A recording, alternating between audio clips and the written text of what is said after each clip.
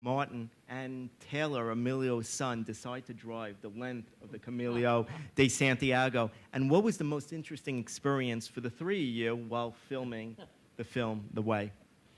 Well, to make a long story longer, it started, I organized a family reunion for my siblings. There were 10 of us, and we began to die in order of age, and it was getting close. And Please, don't say that. There are 5 of us left, and I decided enough funerals, let's have a reunion. And so his brother, my son Ramon, organized all of us to come to the village of Arsacane, County Tipperary, Ireland, on what would have been my mother's 100th birthday, May 22nd, 2003. His son Taylor had been working for me since high school as an assistant on the West Wing, and he was forced to travel with me, as what.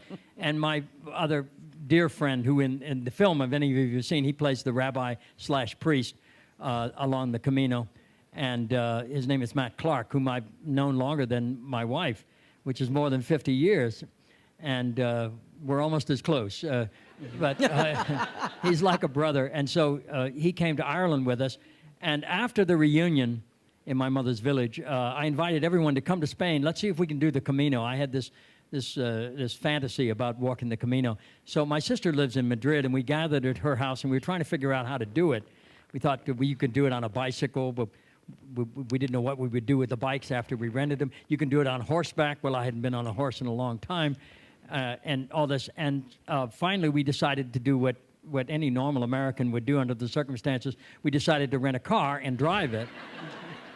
And so we did. We started in Spain, and we drove to the first huge, big stop, Burgos, the city in the film of those who you may have seen where the little boy stole my bag in the film. At any rate, we couldn't find room in the refugio that night, and somebody suggested we go to this Casa Rural, which are spotted all throughout the country for pilgrims. They're removed from the cities, and they cater to pilgrims. And so we went out there, and at the pilgrim supper that night, Taylor met his future wife, and they were married there, and he still lives there.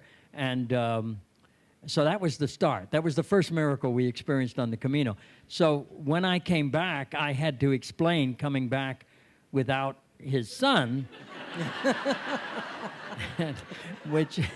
so he began to have to go to Spain to visit him, and he got interested in the Camino, and we started talking about the possibility of doing a film there, and gradually he came upon the scenario of a father-son story. So this was a film and a book, really, that was inspired by a grandson, dedicated to a grandfather, my father, and made by a father-son